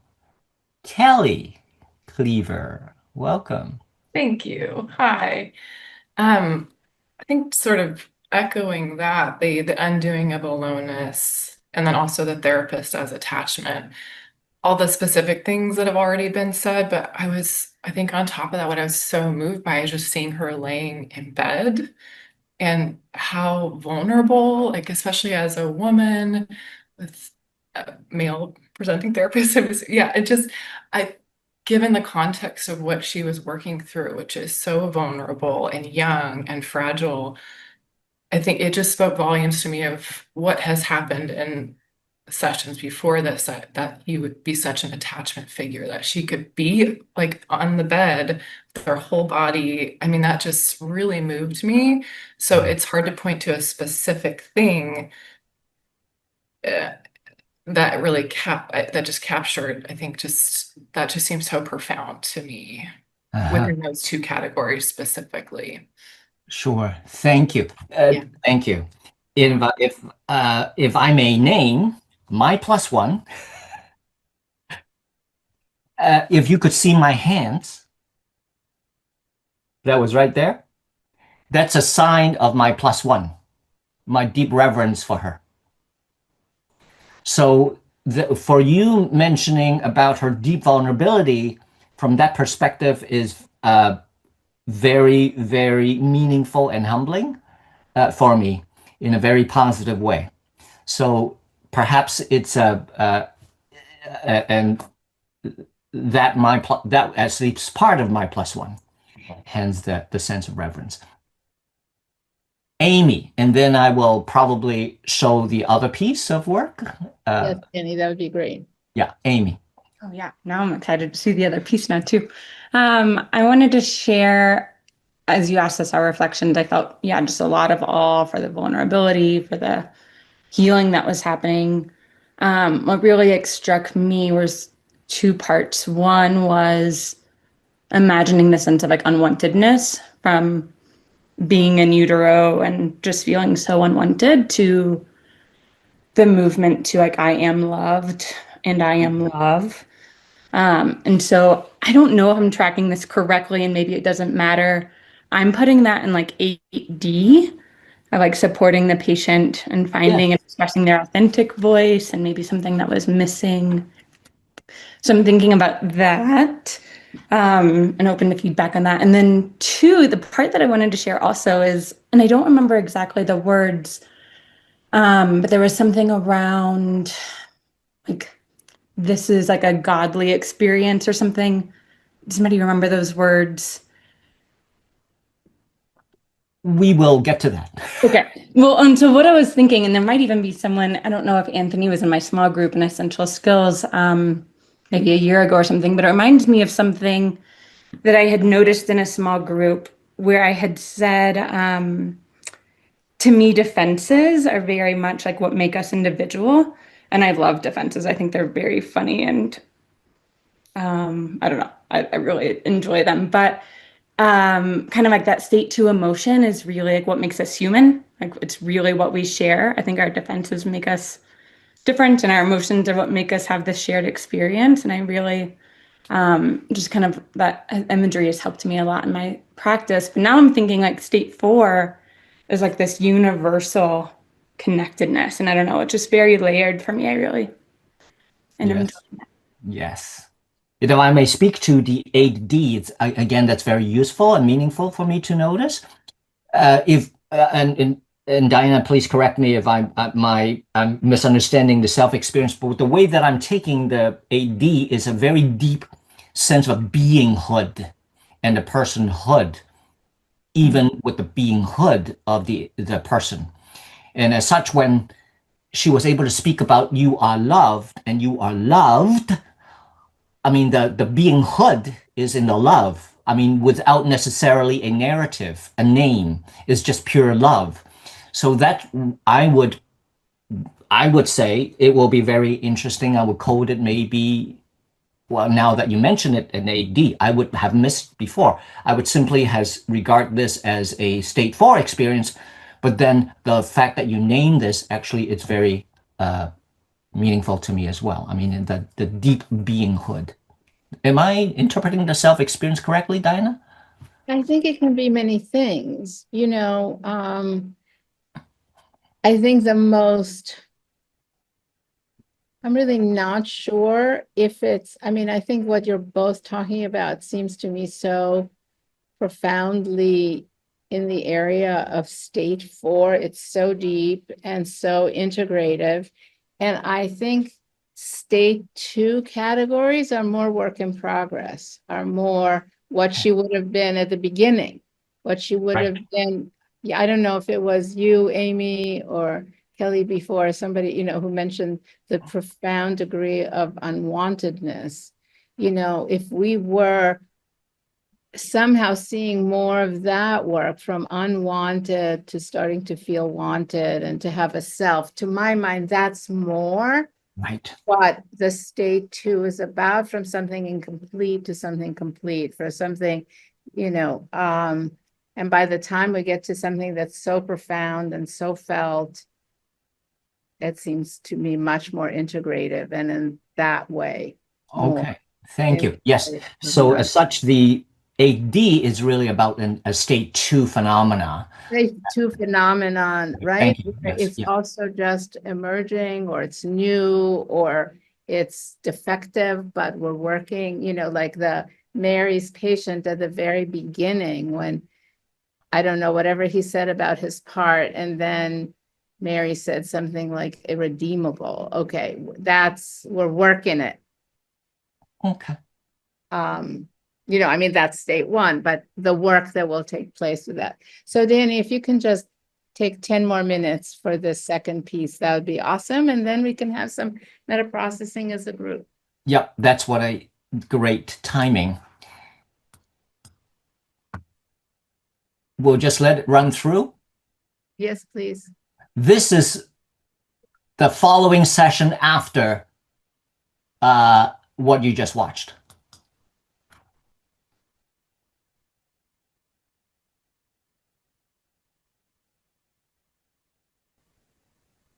Something just kind of went click. And although I've understood the concept in my mind and even in my heart and my spirit, truly knowing, something went click, and it just deepened even further into a way that was now no longer, it was irrefutable.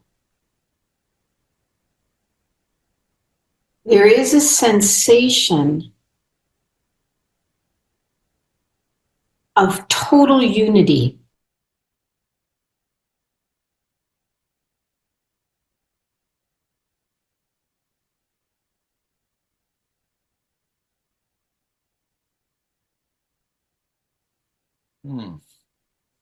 And what it means, the feeling is, like when I say a kind of like a total unity, there's no sensation, like I say, of excitement, positive or negative. Right. Yes. Of excitement or agitation or anxiety or even effervescent excitement. Right.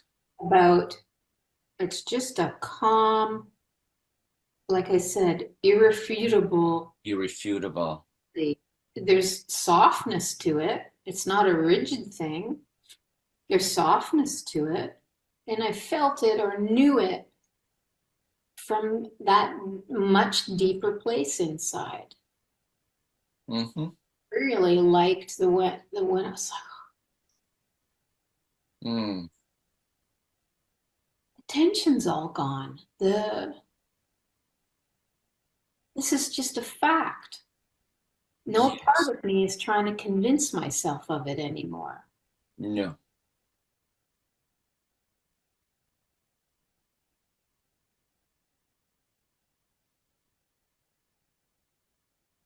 Okay, so I wrote this little bit, and it's a little piece of poetry.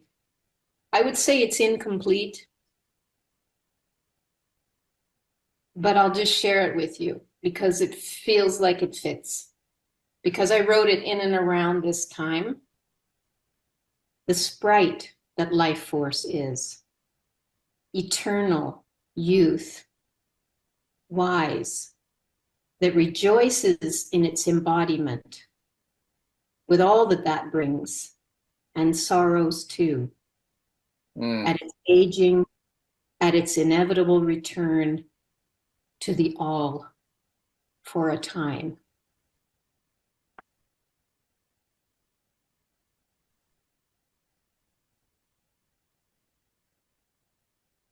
We'll take a big breath together. And I would love to hear your observations, perhaps arising from your body inside. Christopher. I think what's most remarkable to reflect on is it occurs to me the way she leans into the relationship with you. Like, you've spent all this time developing this relationship, and she just, it's not that she takes the relationship for granted, but it's that the relationship is just so unequivocally there and available for her, and she's feeding into it and feeding off of it. That's not really exactly true, but like, that's the feeling that I get. The feeding is good. The feeling, so I get it. Feeling or feeding? Well, it feels like she's both feeding into it and feeding off of it. Like, it's a symbiotic relationship, and it's just so present. It's remarkable. Thank you. Actually, I did not notice that, but now that you mention it, it is very powerfully close. Yeah. Yeah. Thank you. And what would that be? If we're going to code this in the 9+1. Danny, it's very difficult because you make almost no interventions, right? Yeah. Particularly in this. So, Well, I mean, she's an AD. She is, but he's not. He is just there. So but I'm he just mirrors it, +1. right? But he mirrors it in a very subtle way, right? Even just in the tone of the voice and just the one word, do. Like, it's a very, like, the tone of voice, it's just affirming, and it's soft, but it's warm. It's generous, right? There's a generosity, his generosity comes forth, and just, it's like,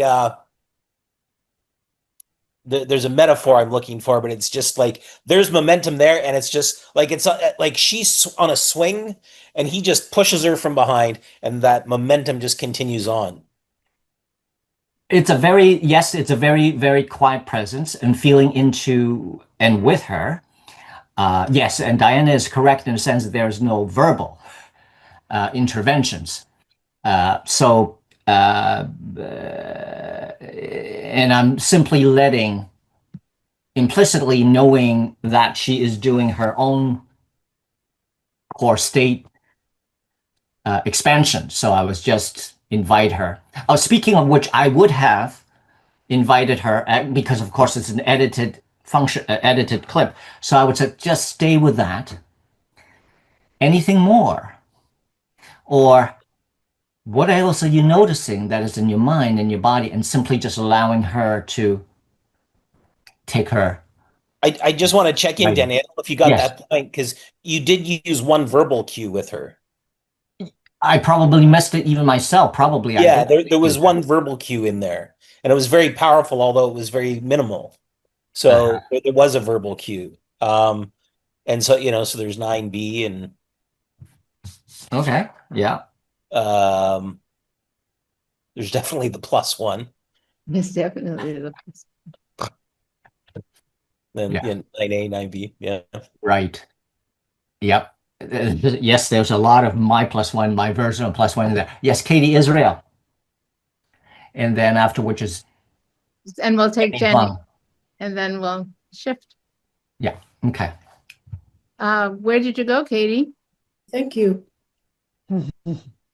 As I'm watching this, I think it's because I feel things so deeply, but I recognize just how in this field that we are in, we try to understand things and make them tangible for us and to guide us in terms of knowing what we are doing and the rationale behind that. But I think in this clip, it feels to me as though the woman is transcending what we are doing. Because what she's expressing right now, it feels like that place beyond the awareness of this world that we are in. As someone who's had a cardiac arrest before, and I have been into that, near-death experience, I think what I just witnessed here, especially with the limited contribution from Danny, is just like so minimal, just the being there, the presence and the reverence that he was providing to this client.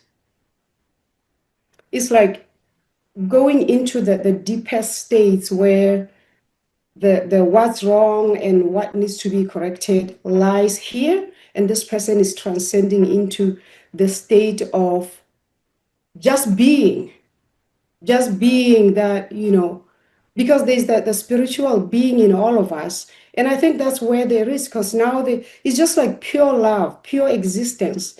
And when I listen to that poem that she's sharing, it really solidifies what I feel she is also feeling, that kind of transcends even our coding here, because trying to code it, I think number 9 is fully covered and she went beyond. That's my observation. Thank you. I'd love to say more and thank you. At the same time, I want to make time for Jenny. And we'll shift gears. Thank you, Katie, especially your comment about the NDEs is very powerful stuff. It's deeply, it's giving me the shivers. In a positive way. Thank you. Okay. Thank you, Danny, for sharing the clips. I have a question out of curiosity, because when I watched the video, the therapist, they may feel odd, but also a little bit anxious, because I feel like it's so hard to track what happened right now. In the first clip, she is lying down there and you can't see the whole of her face. And in the second clips, it's not a common state of consciousness, I feel like. Yeah. And I noticed you close your eye time to time. So I feel like beyond the intervention that we can observe, there's something happening inside of you. So I was wondering, how do you feel? Is there like a canvas, a map inside of you to help you to track? Yeah. That goes beyond the scope of this particular 9+1. And yes, that was my presentation. Okay. What happened, inside me. So thank you. I will, I need to be in a certain state of mind, very much getting into my version of the spirit of AEDP in order to facilitate that particular field, to get that transpersonal experience, of which, to respond to Katie as well, the transpersonal experience is very much in core state. So that, just want to name that. So yes, it's actually 9B. Okay, thank you. Thank you. Back to you, Diana. Thank you for all of your very generous feedback. Wow, Danny, thank you so much. I think that we had a demonstration of one amazing kind of +1. But Diana, just before we move on, sorry to pause here, but there's a comment in the chat by Melika, what she sees. She says, Malika, do you want to just say it, or do you want Christina to read it? It was very quick. No, I don't need to say it, but it's a feedback. Comment. Please. I share it now? Yes. So now I forgot what was that. Something about Danny work. I noticed that I think it felt like he's holding a space for that stage of processing post-breakthrough affect, and adaptive action tendencies to me was maybe her, even reading a poem and like kind of undoing her loneliness in that space of wonder. So because it can be, I think, a little bit of scary because it's something new and unfamiliar. Still, the system is absorbing it. So I think that silence, maybe doing less, was actually very helpful. So a good reminder that not that just that experience of being is so important. We don't need to necessarily do something, and it does a lot of work. That's it. Thanks.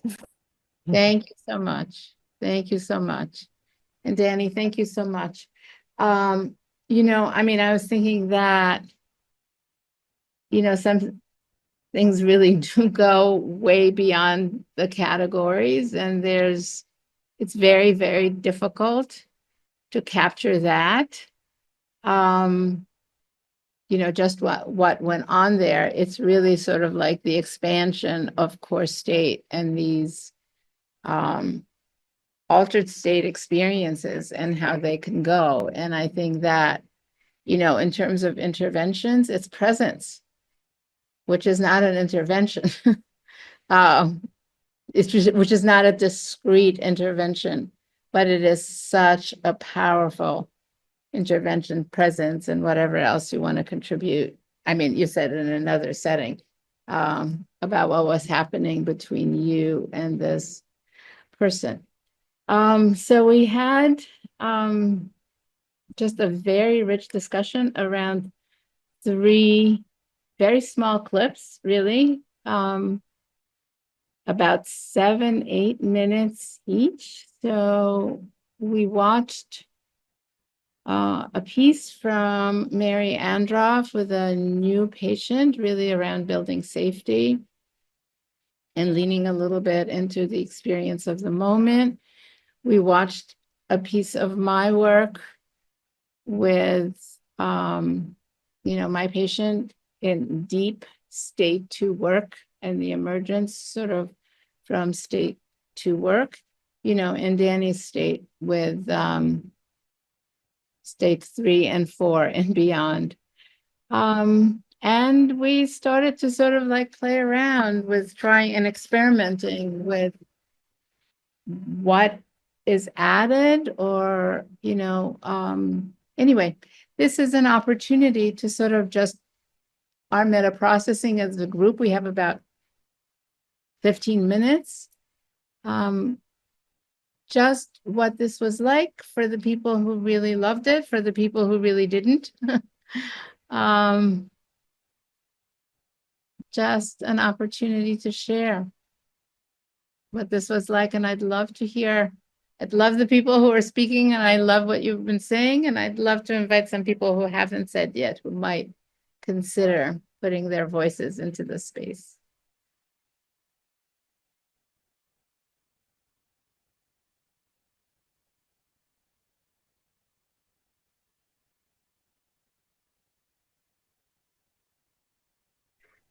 I really like these interventions because to me, I'm working on supervision, making what's implicit explicit, and it just to me this just is really good at that and helping me to really be attuned with that a lot more and just taking all these different interventions and just kind of looking at them. A lot of times I just kind of overlook it at the end and, just kind of blow past it. But this will really help me, I think, reflect on that and just really being more in tune with that at the end of the session. And I'm working in supervision a lot of times, making that plain to the client as well at the end of the session, because a lot of times things have blown past me and but I just really like the way that this really kind of does that, all of these interventions here. It just really makes it evident.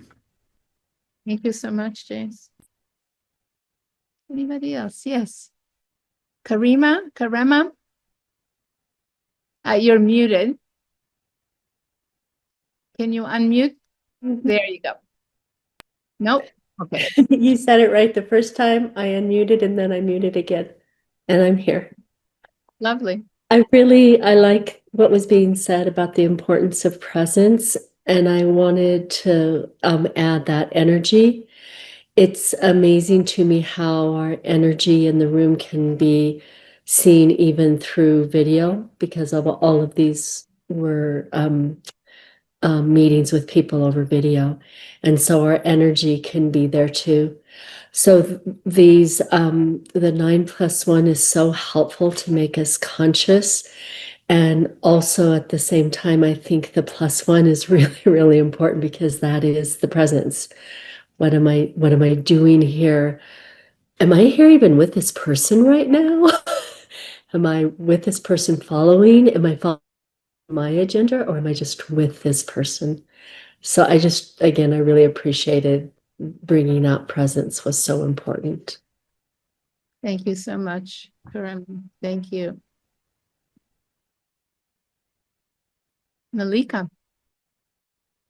Thank you. I just wanted to share something quickly about, the importance of like the decoding for me in my work that has been so helpful, regarding the question about like how it can help. For me, it has really helped with like building intentionality in my sessions. So like when I do like the supervision, I reflect back on it and try to decode. It helps me to like kind of be aligned with AEDP and supports that rupture and repair. Like, oh, I missed that moment of mourning for the self, or like even when I am in the session, very attuned with clients, suddenly my left brain is on and it says, oh, it is right now mourning mourning the self. So now maybe I need to do meta process. Maybe I'm doing loneliness. So for me, I'm an ESL. It's kind of like learning English, when I was studying, we needed to write, okay, it is verb, it is adverb, it is noun, but you don't know exactly how it helps. But when you're learning English, then later on it pops up. It kind of like being registered in your brain. So it helps me so much with like it comes more naturally, or again being intentional. So I really find it very helpful, and I'm happy that in this course it is being highlighted. That's it. Thanks. I appreciate your comment, right? And I think that sort of that dance, right, between presence and intuition and just all the stuff that we're doing, that's more from the body and from the right brain mediated and limbic resonance and so on and so forth. And then there is our reflection upon our process, and right, the interplay between the two. I think you expressed it beautifully. Thank you so much. Oh, I thought I saw a hand, but I didn't.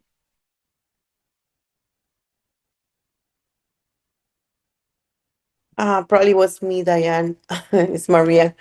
So for me, it's very impressive to see all the videos that I was able to see, because I work with populations for the Latino population. And when I ask them if I can record the session, they usually say no. And it's for me it's so grateful to come and see this, especially today, the way Danny, when Michael tracking all the form that we saw, the 9+1. So I appreciate this training so much, and looking forward for the next 3 days, and the wonderful job that you've been doing. Thank you so much. Thank you. I appreciate that. Just one word to you. I think if you say to patients or to clients, this is as much for my benefit as for yours. It's for me to help. It's to help me help you. And explain a little bit why. I think it really enhances the likelihood that people will say yes, particularly if you say, and I can erase it after, and it helps me. And, one of the other things that I have said are things like, so much happens in a session, that's not just the verbal, that being able to go back after it. For me as a therapist, it's very helpful. And, just talking a little bit about why you want to do it might help with a couple of people anyway. Thank you, Diane, for the advice. I'm definitely going to try. Thank you. What happens? Yeah. Jody. Yeah, hi. I just want to say I've always been in awe of AEDP. It's always been, for me, a very profoundly healing modality.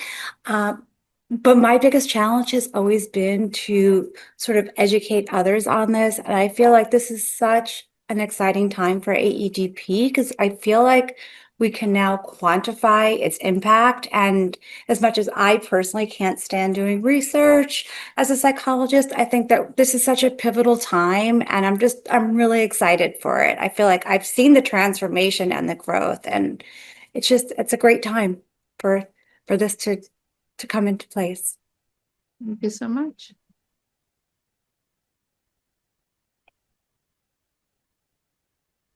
This is a very rare experience.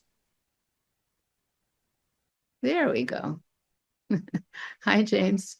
Yeah, I just wanted to express, and some others have said things to this effect, my appreciation for the +1.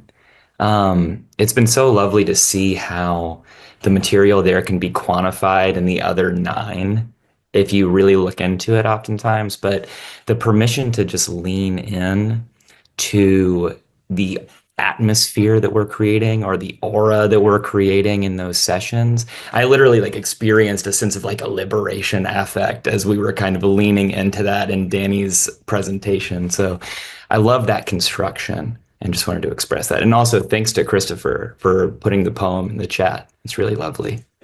Thank you. We'll have to look at the chat. Thank you so much, James. William, hello. You're muted.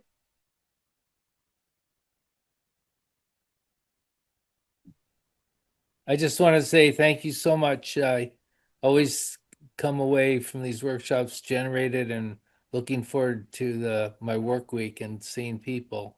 I want to say, maybe you can say something about this, but first of all, I'm not an organized person. I really appreciate the 9 breakdown. It's so good.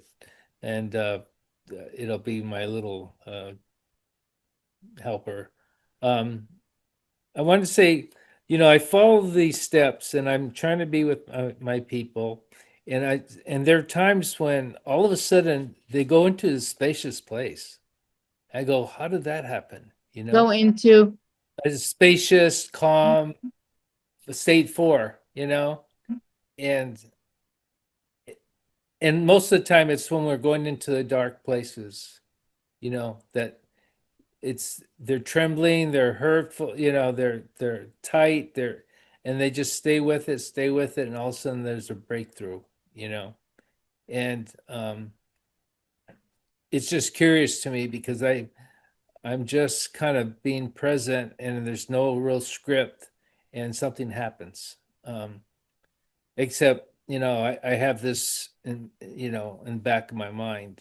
And so one time I was working with a young man and he really felt close to me and I felt close to him.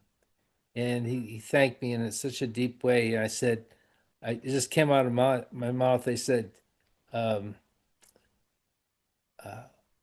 one, not two, me and you.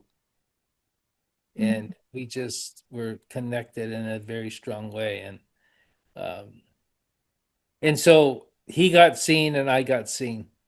Yes. So the witnessing, how powerful that is.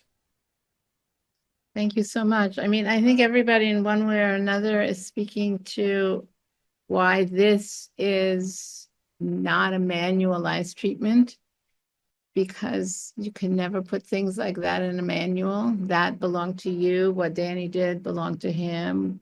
How I was with Trisha belonged to me, and it's my particular thing. But to, at the same time, I think really be in both worlds, right? The world of these deep kind of experiences, and at the same time, try to really systematize what happens in our sessions so that people can learn it, so we can all get better, that we can teach it to others, and learn some new things along the way. So I thought I saw another hand while I was speaking, maybe not. I just wanted to say, Yes. In Zen, these kind of awakenings, they come kenshos, and you have this opening after sitting or just being in the moment. And I'm not sure how much people are really putting those two together about the spiritual awakenings that are happening in state 4, and really looking at what the different traditions have done with that. And now it's in Western psychology, and it's just so wonderful, so thank you so much. Thank you, William, and thank you, everybody, for such rich presence and discussion and engaging. Those of you who are just here for the course, see you on Sunday. Take a look at the scale, see if you can get familiar with it. I think we're going to focus on some of the categories. We'll have presentations by myself and Christina, slightly longer or significantly longer pieces of work. And those of you who are here to really mix the experiential with thinking about it in a somewhat different way, see you tomorrow. It'll be a pleasure. So for everybody, have good afternoon.